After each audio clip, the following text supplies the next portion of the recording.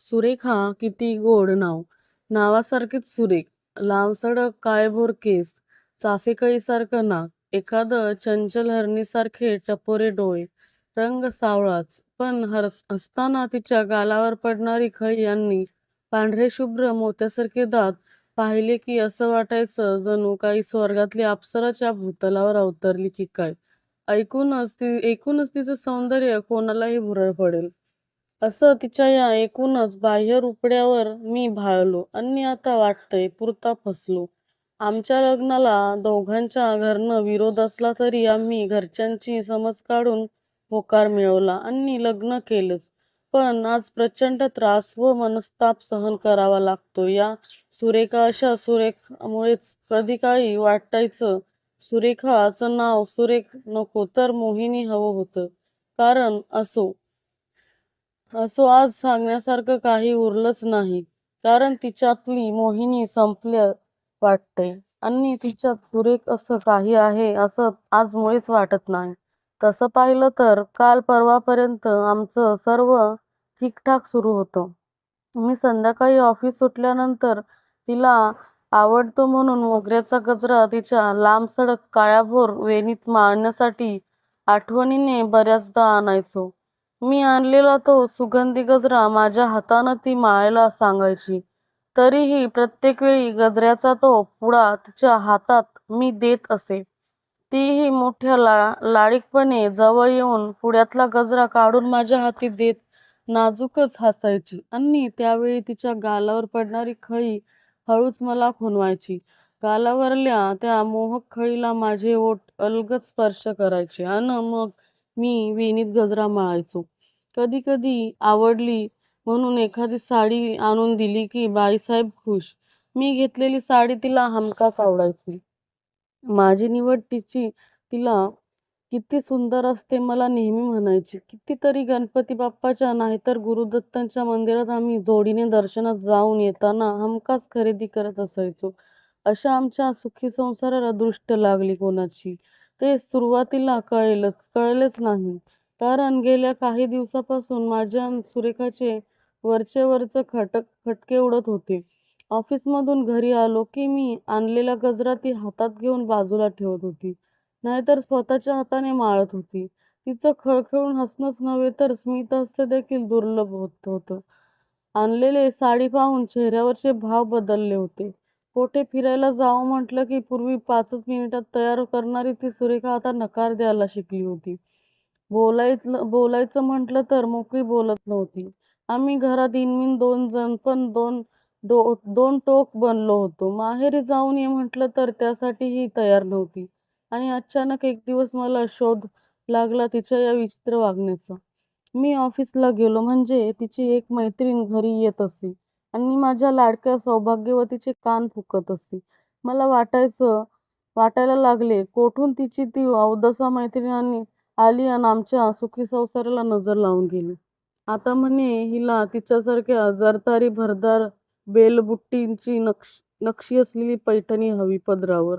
नाचरे मोर असलेली फिरायला चारचाकी गाडी हवी. घरात कामाला एखादी बाई हवी, तीही वयस्कर. चारचौघात मिरवायला वेगवेगळ्या प्रकारचे दागिने हवेत. घरातले दागिने जुन्या पद्धतीचे. ते घातले म्हणजे अगदी काकूबाई दिसते असे म्हणायची. असं तिचं मत असायचं. परवापासून माझ्याशी बोलणं पूर्णपणे बंद केलेलं. घेऊ हळूहळू सर्वच म्हटलं तरी ते तिला आत्ताच पाहिजे. आत्ता काय पैसे झाडाला लागतात का? लगेच सर्व वस्तू आणायला मी तिची समजूत काढून थकलो. शेवटी नाद सोडला. माझ्याशी बोलणं आणि माझ्याकडे पाहणं सोडलं. तिचे सर्व दैनंदिन कार्यक्रम अगदी व्यवस्थित सुरू होते. त्या अशा सुरेखावर माझं भलतंच प्रेम. तिचा राग कमी व्हावा म्हणून छान अशी पैठणी घेऊन गेलो.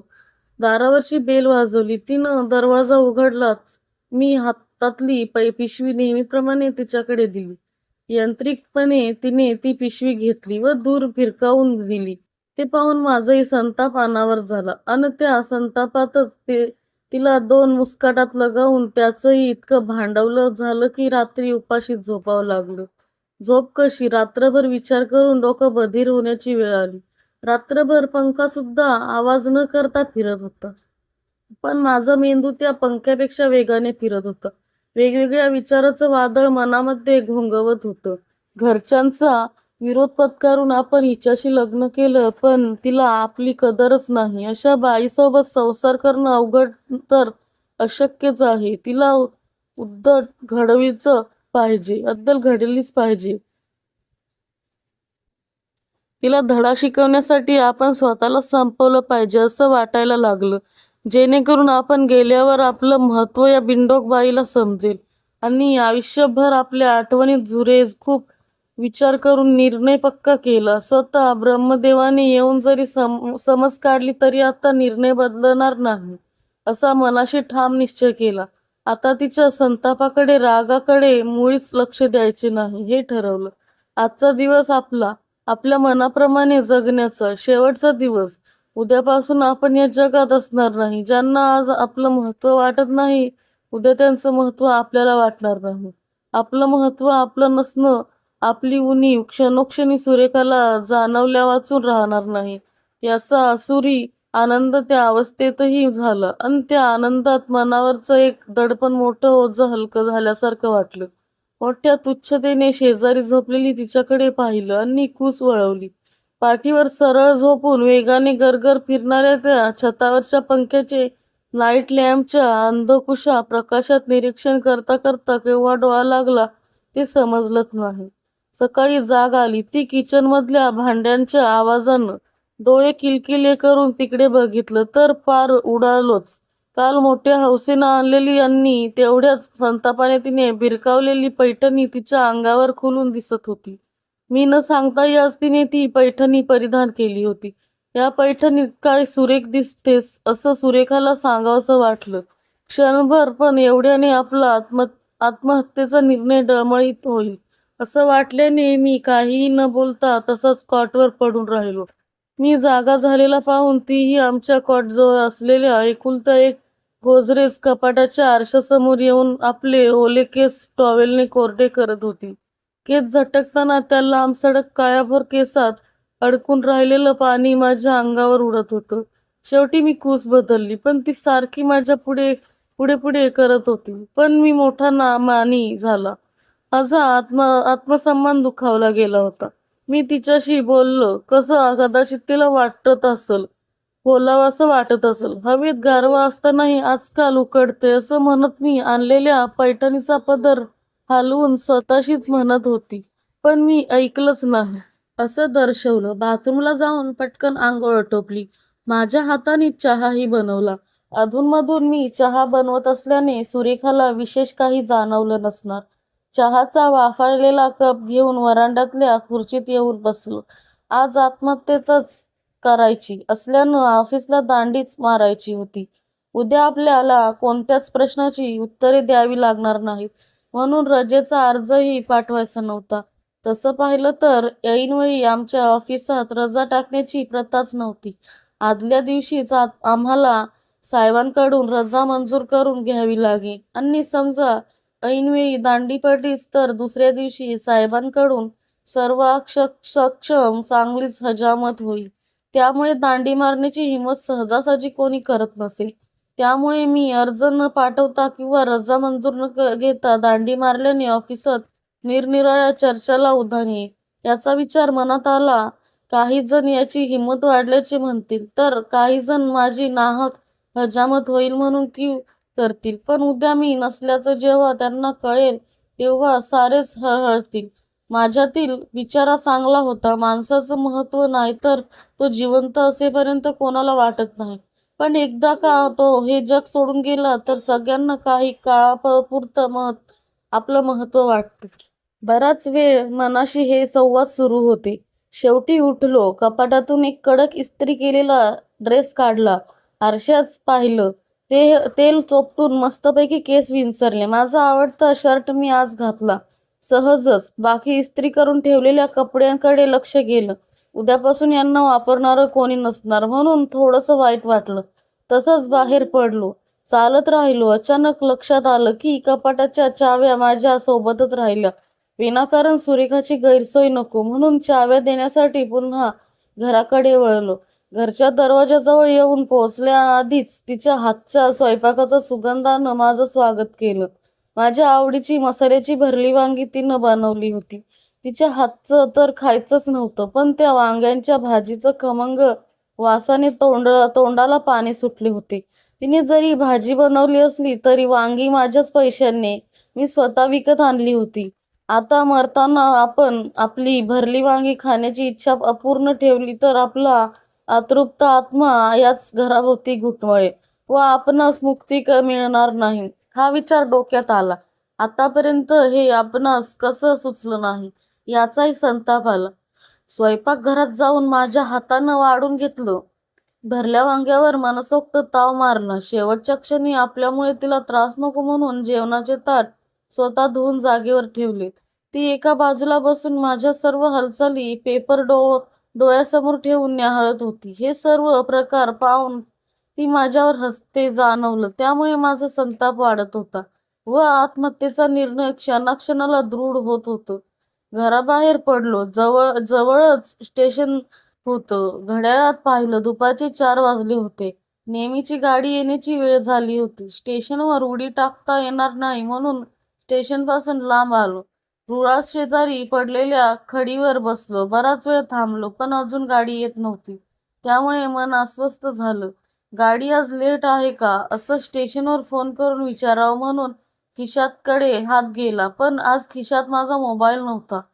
स्वतःच्या विसराळूपणाचा राग आला, पण तोही क्षणभराच. कारण आज जर तो माझा सोबत असता तर मी मेल्यानंतर तो कोणीतरी चोरून नेला असता किंवा माझ्यासोबत त्याचाही रेल्वेच्या चाकाखाली चुराडा झाला असता. म्हणजे शेवटी माझंच नुकसान झालं असतं.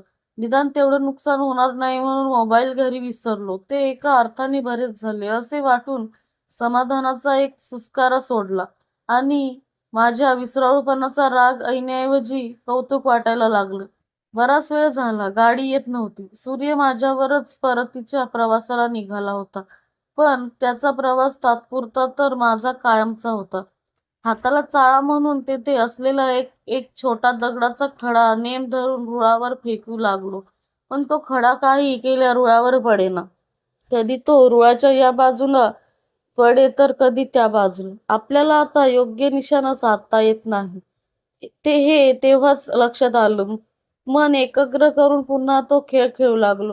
थोडा मोठा दगड घेतला आणि 2दा प्रयत्न केल्यानंतर तिसऱ्यांदा बरोबर एक दगड रुळावर जाऊन आदळला आणि त्याचे तुकडे झाले. ते पाहून मनाची चिलबिल सुरू झाली. आपल्या डोळ्याचीही अशीच अवस्था झाली तर आपला चेहरा कोणालाच ओळखता आला नाही तर या विचारानं मन सुन्न झालं आणि एवढ्या अवजड गाडीखाली आपण स्वतःला झोकून द्यायचं म्हणजे जरा अवघडच वाटायला लागलं. या मार्गापेक्षा दुसरा मार्ग परवडला. परत एकदा घड्याळाकडे पाहिले. रात्रीचे 8:30 वाजले होते. मग पण दुसरा कोणता मार्ग निवडायचा ते सुचत नव्हते. मन म्हणत होतं की तो विचार घरी गेल्यावरच केलेला बरा. नाहीतर आता बराच वेळ झालेला होता. भूक पण लागली होती. थोडंसं खाऊन घेतलं तर समाधानानं मरता तरी येईल. पण पुन्हा घरी जायचं म्हणजे त्यापेक्षा छानशा हॉटेलात जाऊन मस्तपैकी आपल्या आवडीचे भरपूर पदार्थ तरी खाता येतील. म्हणून जवळच असलेल्या हॉटेल अमरकडे मोर्चा वळवला. हॉटेल अमर, काय सुंदर नाव आहे. अमर ज्याला मरण नाही असा. पण जगात अमर असा कोणी आहे का? सर्वच मृत्य तरी या मूर्खानं आपल्या हॉटेलचं नाव ठेवलं अमर. जाऊ दे, आपल्याला काय त्याचं. हॉटेलात अनेक पदार्थांचा सुगंध दरवळत होता. तेथेच कोपऱ्यातल्या एका खुर्चीवर जाऊन बसलो. आता संपूर्ण हॉटेल माझ्या नजरेच्या टप्प्यात होतं. पांढरा शुभ्र नेहरू शर्ट घातलेला, कपाळाला गंधा लावून आपलं भलं मोठं पोट त्या खुर्चीत सांभाळून बसलेला तो मालक पाहून त्याही स्थितीत हसायला आलं. तेवढ्यात हॉटेलला वेटर ऑर्डर घेण्यासाठी मोठ्या अदबीनं टेबलाजवळ येऊन उभा राहिला. कोणत्या पदार्थाची ऑर्डर द्यावी हा प्रश्न पडला. लवकर काय सुचेना. मी लवकर सांगत नाही ते पाहून तोच म्हणाला, बाबूजी क्या लावू? एखादा पदार्थ खाऊन पोट भरण्यापेक्षा हॉटेलातले सर्व पदार्थ खाऊन तृप्त व्हावे असं एक विचार मनात आला. पण पोटाचं काय? एवढे पदार्थ पोटात टाकण्यासाठी देवानं त्या शेटजी एवढं भलं मोठं पोट थोडंच दिलं होतं. टेबलावरच मेनू कार्ड उचललं. त्यांनी चांगल्या 5-7 पदार्थांची ऑर्डर दिली. त्या वेटरनं ऑर्डर ऐकली व मोठ्या चकमकीत नजरेने माझ्याकडे असं पाहिलं की वाटलं 2 ठेवून द्यावेत त्याच्या मुस्कटात. पण देवाघरी जाताना पाप नको म्हणून आलेला राग मोठ्या मुश्किलीनं गेला. थोड्याच वेळात त्याने आणलेले सर्व पदार्थ मनसोक्त ताव मारला आणि तृप्तीचा ढेकर दिला. बरेच पदार्थ उरले होते. वेटरने आणलेले बिलाचा आकडा पाहून तर घेरीच आल्यासारखे वाटले, पण सावरले स्वतःला. बिल दिले आणि मुठभर बडीशेप घेऊन हॉटेलच्या बाहेर पडलो. आत परत आत्महत्येचा विचार करू लागलो. कोणता मार्ग अधिक सुकर राहील याचाच विचार करत चालत होतो. उंच टेकडीवरून उडी मारण्याचा पर्याय सुचला. पण परवाच पेपरमध्ये वाचलं होतं की एका उंच टेकड्यावरून स्वतःला झोकून देऊन एका इसमाने आत्महत्या केली. पण त्याचे प्रेत कपारीत एका झाडीला अडकल्याने काढताच येत नव्हते. म्हणजे उंच कठड्यावरून जरी स्वतःला झोकून देत असलं तरी काय कामाचं नाही. प्रेत कपारीत झाडाला अडकले तर किंवा प्रेतच सापडले नाही तर आत्महत्या केली हे लोकांना कसे समजेल? त्यापेक्षा घरी जाऊन पंख्याला दोर लावून गळफास तर दिलेला बरा. म्हणजे बायकोला अद्दल घडवण्यासाठी ही युक्ती बरी ठरेल. मग नाईलाजाने नव्हे तर जाणीवपूर्वक घरी जाण्याचा निर्णय घेतला. घरी दोरी लवकर सापडणार नाही म्हणून एका बंद होत असलेल्या दुकानदाराला विनंती करून एक नवीन दोर विकत घेतला. गळ्याला फारसा त्रास होऊ नये म्हणून सुताची व मौसर दोरी होती ती. आता माझ्या दृष्टीनं सर्व तयारी झाली होती. मनासारखं मोठं ओझं दूर झाल्यासारखं वाटत होतं. आता एक शेवटची गोष्ट राहिली होती ते म्हणजे पत्र. शेवटचं पत्र. तेही बायकोला दुकानातून चांगलं डझनभर कागद घेतलं. लाईट असलेला एक निवांत जागा बसून पत्र लिहिलं. अगदी सुरुवातीपासून तर शेवटपर्यंत. तिच्यासोबत घालवलेले क्षण, त्या क्षणातून भरलेलं प्रेम, त्या प्रेमाला लागलेली दृष्ट, सारे काही मोठ्या अलंकारिक भाषेत काव्यात्मक रचनेने मांडले होते. त्या कागदावर मन मोकळं झाल्यावर शेवटची नजर पुन्हा त्या पत्रावर फिरवली. मलाच आश्चर्य वाटले. मी एवढं चांगलं लिहू शकतो याचं हे पत्र जर जसच्या तसे वर्तमानांनी छापले तर किती लोक हळहळतील. एक चांगला लेखक गेला म्हणून. मलाच हसायला आले. पत्राच्या शेवटी 2 महत्वाच्या ओळी लिहिल्या. माझ्या मृत्यूबद्दल कोणालाही जबाबदार धरू नये. सर्वांना अखेरचा नमस्कार. पत्राची व्यवस्थित घडी करून खिशात ठेवले. घड्याळात पाहिले. रात्रीचे 10:15 वाजले होते. मध्यरात्र उलटून गेली होती. तसाच उठलो. चालायला लागलो. चालता चालता एका ठिकाणी भाषणाचा आवाज ऐकला. त्या दिशेने वळलो. व्यासपीठावर एका वक्त्याचं भाषण सुरू होतं.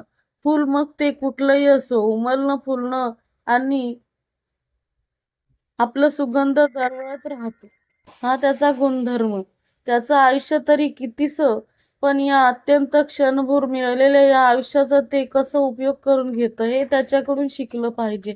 मिळालेलं जीवन थोडं असलं तरी त्याचं दुःख करत बसण्यापेक्षा त्या थोड्याशा जीवनात जास्तीत जास्त आनंद बनवण्याचा प्रयत्न झाला पाहिजे. या फुलाप्रमाणेच आपण आनंदी राहून इतरांचे जीवन फुलवले पाहिजे. पण फारच कमी माणसे या विचाराने वागतात. बऱ्याच जणांना तर आपले जीवन वृक्ष अडचणीचे व कटकटीचे वाटत असते. असे लोक स्वतःलाच आनंद देऊ शकत नाही तर इतरांना सुख आनंद देण्याचा दुसऱ्यांच्या जीवनात काय विचार करू शकतो. हे लोक आपल्या स्वतःला अगदी किरकोळ दुःखालाही इतके कंटाळून बसतात की मग फारच आपलं दुःख फार मोठं वाटू लागलं आणि आपलं जीवन दुःख त्यांना कवडीमोल वाटू लागतं यात शंकाच नाही. सर्व श्रोते त्यांचा शब्द न शब्द कानाने टिपून घेत होते. वक्ता पुढे बोलत होता पण आता त्याकडे माझे लक्ष नव्हते. हवेतला गारवा जाणवत होता. डोक्यात विचाराचं काहूर माजलं होतं. वक्त्याच्या भाषणातला शब्द न शब्द खरा होता. किती गहन अर्थ दडलेला आहे त्याच्या भाषणात.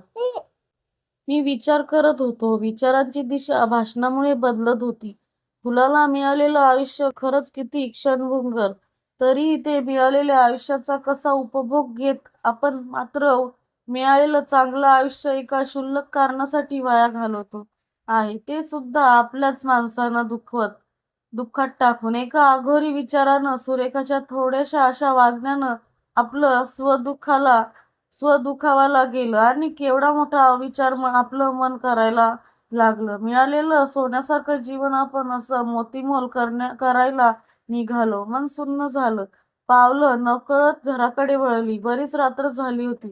दुरूनच घरासमोर जमलेली गर्दी बघितली. गर्दी पाहून मनात विविध शंकांचा काहूर मनात नादिवत होता.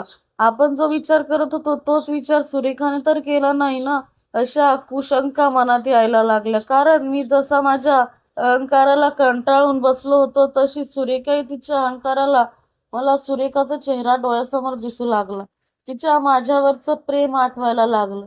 तिनं असा विचार करू नको म्हणून विचार करायला लागलो.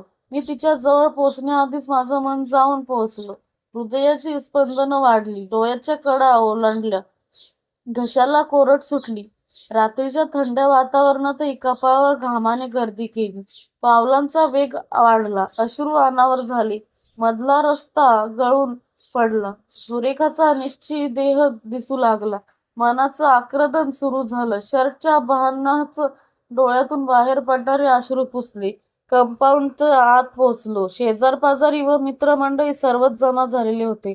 माझ्याकडे आणि माझ्या अवताराकडे बघत होते.